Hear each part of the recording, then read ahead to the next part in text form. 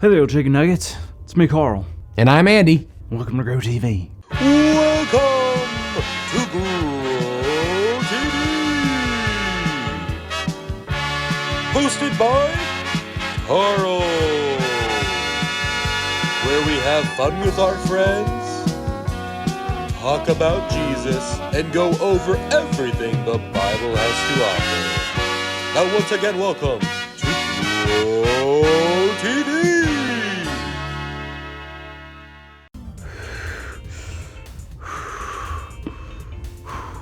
So, Carl, Yes, Andy? what are you doing? Nothing. I'm doing absolutely nothing. Yeah, I can see that. What's with the box? Box? Oh, no, what box? No, this box. It's not, it's just a normal box, Andy. So can I hold it? No!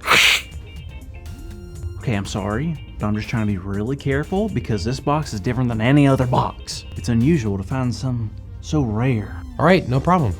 So what's so unusual about it? Well, I care about this box, and I found something that I never thought I would. Well, you're not talking about the crazy egg, are you?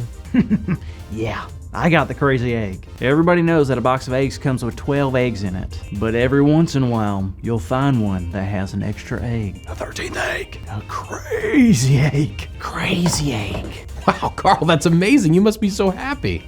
Yeah, so happy. I'm so happy. Carl, you seem kind of stressed. What? Me stressed? No, why would you say that? Well, you're doing your stressed out voice where your voice gets all high and loud. What are you talking about? I don't have a stressed out voice. Okay, yeah, maybe I'm a little stressed, but I've always wanted a crazy egg and now I have it, but But what? now I'm afraid of losing it or something bad happening to it. Oh, I guess that makes sense. So what do you say we jump into today's story? I suppose. What are we talking about? Well, believe it or not, we're talking about King David again, but this time it involves a special type of box. A box like this? Not exactly. This particular box was made of wood and it was beautifully designed. They actually called it the Ark of the Covenant, and it was created to hold really important things in the Old Testament. What kind of things? Things that would remind the people of what God had done, like the tablets that the Ten Commandments were written on, or a jar of manna. Is that the special food that God rained down from the sky for the Israelites to eat? From when they were walking the wilderness and stuff? That's the one. And also the rod that Moses' brother Aaron used that budded leaves, even though it was a dead piece of wood. Wow, that stuff really is important. So what does that have to do with King David? Well, having the Ark of the Covenant in your town was something everyone wanted, especially David. Why did everyone want it? Well, what made the Ark of the Covenant really special is that it was a symbol of God's presence. Wait, God was in the box? Sort of. It was a place where people could come and meet with God. That's why having it with you was such a big deal. I can imagine.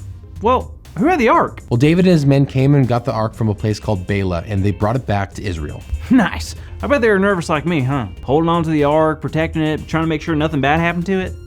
Not really. I mean, the Ark of the Covenant is so important. You gotta take care of it. Yes, it is serious, but bringing home the Ark of the Covenant was a very happy thing for David and the people of Israel. Really? Of course, this box had so much history and meant so much to the people of Israel. I mean, it was one way of really knowing that God was with them. Wow, that was really cool. You bet it is. David was so happy that he began to dance and everyone started playing instruments. Wait a minute.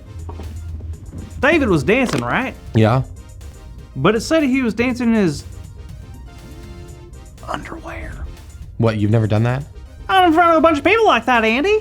Fair enough. But at that moment, David didn't care what he was wearing or who was watching. He was just so happy and filled with joy. Joy? Of course, David finally brought back the Ark of the Covenant to God's people. That meant so much to David, and he could not contain it.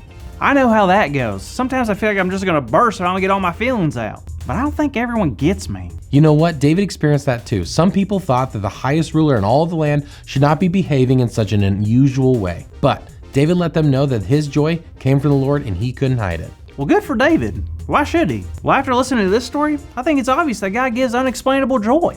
Carl, you know what gives me joy? Silly cat videos on YouTube? No, you said our big idea. Today's big idea is God gives unexplainable joy. So let's say it out loud on the count of three. One, two, three. God gives unexplainable joy! Yeah! Oh yeah! Wow! I'm glad we got to talk, Andy. I'm now truly starting to enjoy this crazy egg. I'm glad too, Carl. You deserve it. Thanks, Andy. I'm really... Oh. Carl, I'm so sorry.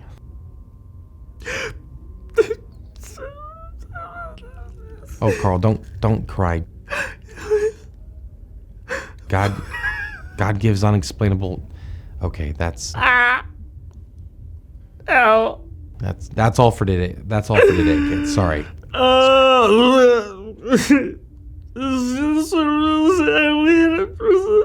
You're not dead. Oh, Carl, look, it's an omelet with legs. Oh, neat. Carl. See you next week. Thank you for watching, and tune in next week for a new episode of Row TV.